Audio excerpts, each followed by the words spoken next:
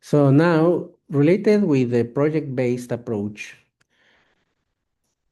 Project-based approach originally was not designed for teaching language. However, it's like a pedagogical approach in which students will gain knowledge and skills by working for an extended period of time. But what kind of activities?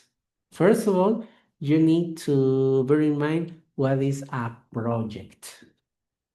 We need to demystify some thoughts. When we are talking in basic education, most of the time projects are understood as a final presentation with a poster or just as a leaflet that includes information about something. And, well, this is my project. Or probably just like giving how can I say, dramatization about something. Well, this is my project. To be honest, this is not a project. This is the final product.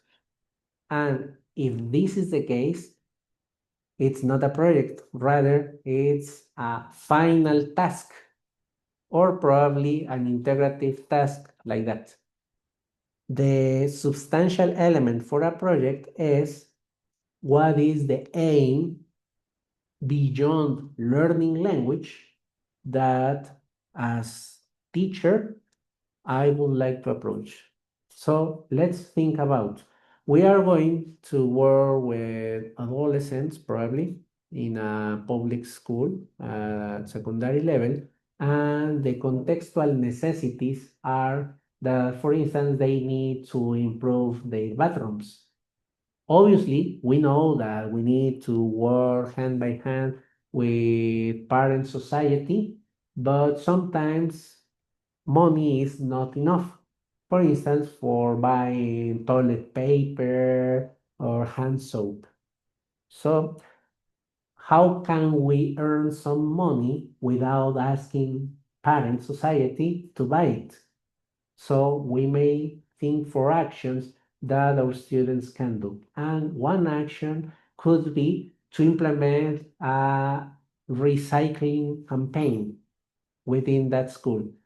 The first aim of that recycling campaign is that they collect a lot of garbage that can be reused, like PET, aluminum, or something like that. Secondly, that they can sell that product to a place, and then with the money they get from that sale, they are going to buy toilet paper or hand soap.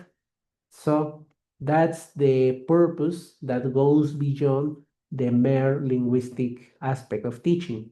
Later, you are going to create a plan divided by lessons in which, first of all, you are going to raise awareness on what's necessary this campaign. Secondly, what's behind recycling and some ideas that sensitize your students towards the necessity of recycling.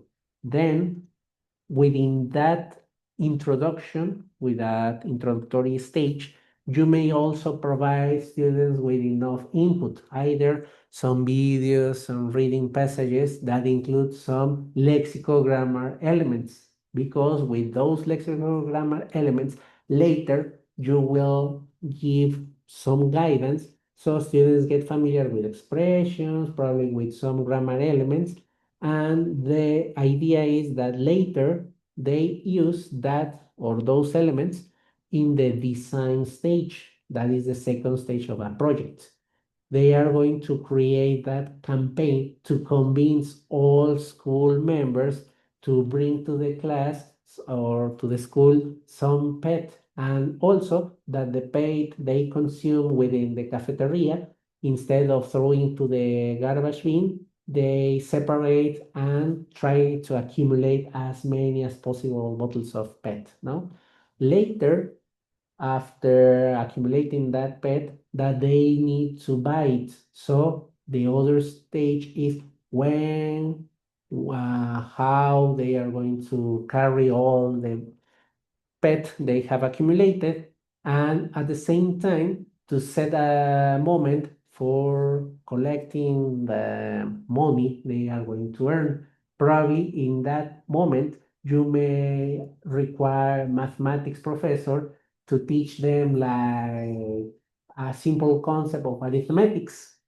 So you are not only taking into consideration your language class, but also a subsidiary subject. And as well, when they are raising awareness of what is necessary to set up a recycling campaign, you may ask the biology teacher, or I don't know, probably another type of teacher, to give a brief explanation of what's the importance of recycling. So you are also including another subject rather than just your own language class.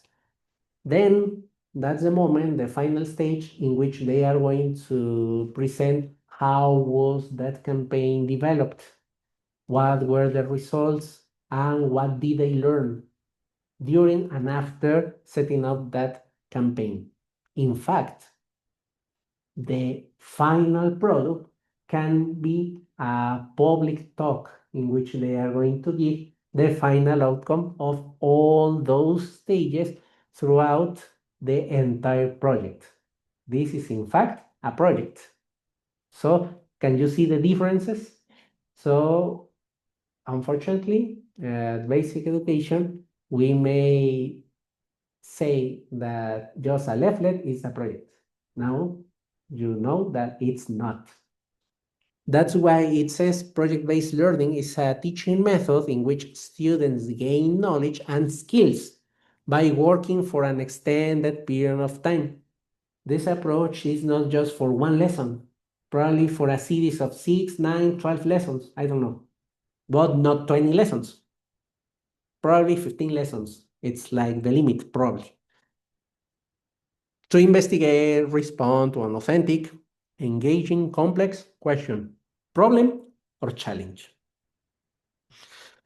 And of course, inside project-based learning, there are some constructive elements, like learners learn while doing, teachers help students to construct their own knowledge rather than to reproduce facts, as all the stages I mentioned for the recycling campaign projects.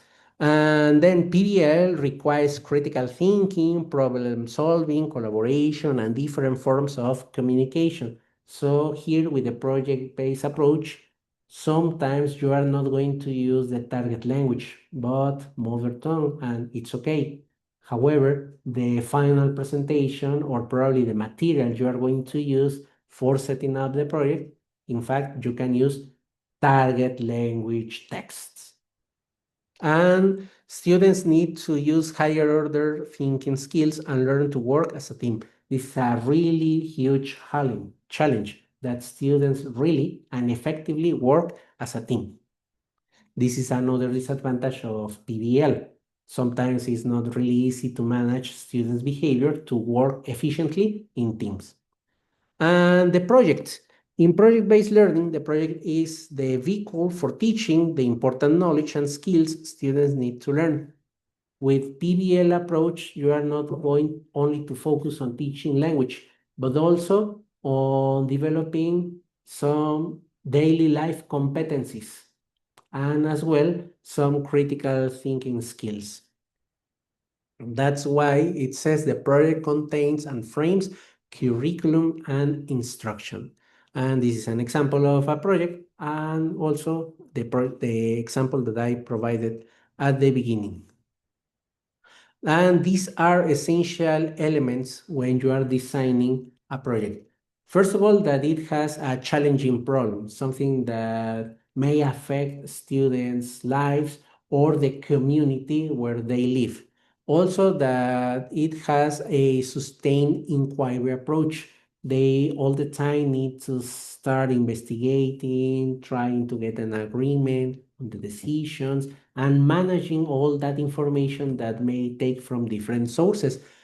That's why they need to promote reflection so that they are not only learning per se, it has a purpose for their lives.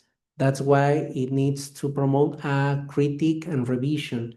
All the short assignments that will be composing the huge project will be systematized by you as a teacher and all the time supervised. You will give constant feedback in language aspects and also in procedural elements, such as if they agree that all the teams will work together and only just one member is working, you will say, this is not teamwork, so do it again. They may be, hey, teacher, but no, you get a compromise that all team members will work, and this is not teamwork. So that's why I'm urging you to do it again. So in that way, you are also enforcing them to be consistent with their own compromises. Then that's why it should be a sustained voice and choice. Obviously, if students make their own choices, they need to demonstrate that they are doing what they accepted. And the final aspect is to give a final product, a public product. Here, with the demonstration, the final demonstration, you may invite parents, school authorities, or any other public that could be interested in listening to the outcomes of the final product of the project. And of course, you need also to build a kind of culture. Here in the project that I give you as an example, you also need to negotiate with other school subject teachers so they agree to participate in a little part of that project. And they need to set compromises, and as well, they need to consider that the products that students will do will also be taken for the evaluation systems of the other teachers. And for sure, you need to manage activities. As it says, teachers work with students to organize tasks and schedules, set checkpoints, deadlines, find and use resources, create products, and make them public, in a nutshell. And of course, sometimes some students may be set behind the others. Here is the moment in how you may ask team members to include the other student in whatever stage of the project. Sometimes some students are better for designing, others are more willing to give the oral presentation, but at least all of them need to participate in one stage of the project. That is probably another disadvantage of this approach, because probably not all students at the same time, at the same level, will develop linguistic competencies. This is one of the problems of PBL approach. And these are some teacher and student role. In this case, it is expected that teachers engage positive role models, reinforce positive behaviors, teach positive actions, create social interactions, and make learning relevant. As you could see, there are a lot of roles that teachers should play if a PBL approach is taken. And on the other side, students lead more of the learning and teachers become guides on the side, supposedly, because in reality, sometimes it didn't happen. And that's why we as teachers, first of all, need to be conscious of those theoretical aspects and try to achieve as much as possible the final outcomes. So I don't know if you have a comment about PBL. Pues, sí, comentario, Mhm. porque justamente de cómo explicó, me acuerdo, yo estudié en una escuela de arte y hacíamos un proyecto y es ahora tal como y lo explicaba, porque nos dividíamos en artes plásticas, baile, música y teatro. Así que cada maestro les dice a sus estudiantes van a hacer esto, se van a dividir en equipos. Ujú. Por ejemplo, en yo era artes plásticas, nos tocaba hacer una máscara para representar el Día de Muertos, que era Chantolo. Ujú. Y pues así lo hacíamos, se abarcaba no todo el semestre, pero sí casi lo último, porque ya era para finales. Y lo que hacíamos es que dividíamos por segmentos para llegar al resultado final, que era la máscara y la presentación, porque al final se presentaba. Por ejemplo, hacíamos bocetos, todos hacían bocetos en el equipo, después empezábamos a armar, a esculpir, a pintar, que confeccionar la ropa, luego pensar quién iba a interpretar el personaje, y en el día del evento era de, por ejemplo, ayudar a vestirlo, a caracterizarlo, e incluso uno, si se ofrecía, ya no era parte del proyecto, podía ir y presentarse o ayudar para ser o del staff o ser un personaje y caracterizarlo ahí en el escenario. Y por ejemplo, hacíamos una recaudación porque pagaban los vueltos los papás o personas externas, y eso lo usábamos, por ejemplo, en nuestro centro de computación no era el mejor, así que, por ejemplo, del chantolo que habíamos hecho, se fue el dinero para mejorar las computadoras y todo eso. Y por ejemplo, era un trabajo en conjunto, no solo de artes plásticas, sino de música, de teatro, de baile. Ellos preparaban bailes, no sé cómo lo hacían. Otros preparaban para la música, que iba a estar de fondo para los de baile y para nosotros, para las representaciones. Y los de teatro que iban a presentarse, igual requerirían la ayuda de los de música, como que era. Sí, esa es justamente una de las características del enfoque basado en proyectos, que podemos lograr la interdisciplinariedad o también lo que podríamos llamar la transdisciplinariedad. ¿Cuál sería la diferencia? La interdisciplinariedad es que podríamos estar hablando del área de lenguas, es decir, los de español, los de inglés e incluso los de artes. Y la transdisciplinariedad es que vamos más allá de nuestra disciplina de lenguas, que podemos involucrar a otras disciplinas como las ciencias o posiblemente alguna otra.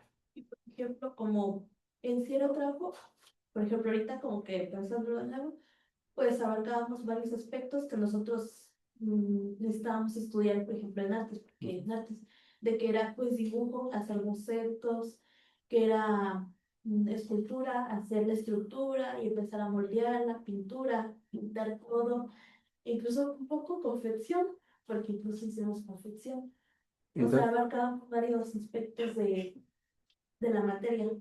lo cual entonces le permitía desarrollar de manera más integral las habilidades, en este caso artísticas. Artísticas, e incluso podría terminar en una exploración en otra cosa porque podías, nosotros como de artes plásticas no solíamos actuar, Ujú. pero si gustaba se podía actuar, Ujú. o sea, también podíamos explorar en este caso a otro tipo de arte. Sí, claro. Y entonces, fíjense, ahorita con este ejemplo podríamos también concluir que este enfoque basado en proyectos, como bien se dieron cuenta, no es exclusivo de lengua, se puede aplicar a lengua, pero sí conlleva en sí ese elemento de desarrollar habilidades más allá de la lengua, habilidades que también pueden servir para el uso recreativo, para el uso diario o incluso también para el uso académico. Bien, se requiere mucha cooperación entre todos, porque ahora sí, si uno fallaba, pues todos los demás se derrumbaban porque necesitaban la ayuda de los otros Ujú. para que todo saliera bien. Cierto, entonces ahí también estamos desarrollando una habilidad más que ya sería la intrapersonal, justamente. ¿Hay algo que le haya llamado la atención? Pues, pues no creo que ya lo había explicado, ¿verdad? Eso, ese tema. Pero pues no, en realidad, o sea, está sencillo. Bueno, para mí solo está sencillo. Muy bien. Marión, ¿algo que le gustaría agregar? Mm, Pues creo que el llegar al colocar un proyecto es cuando ya podemos como aplicar el resto de todos los tipos de enfoques, porque pues ya esto sea como la última manera de ver cuál es lo que realmente pudieron entender o desarrollar los estudiantes durante el resto del semestre, del trabajo y todo eso, ¿no? Entonces, me agrada, creo que también depende de qué tan interesante pueda ser el proyecto que te deje el maestro, qué tanto puedas tú como estudiante moverte alrededor de él para que puedas sentir esta parte, como en el caso de mi compañera que está en la rueda, pues, es un poquito más interesante, más pasional, y a veces es tratar de encontrar que tu proyecto se sienta así, que no se sienta como solamente una tarea, porque entonces creo que se pierde lo importante que es sacar como que todo lo bueno, lo que te pudo haber dejado del aprendizaje. Totalmente de acuerdo, ese Project-Based Learning sería como uno de los últimos enfoques integradores, llamémosle así, donde podemos como profesores ir viendo qué aspectos son los que podríamos nosotros desarrollar más o incluso también dentro de nuestra práctica docente, tratar de desarrollar aún más de lo que ya tenemos.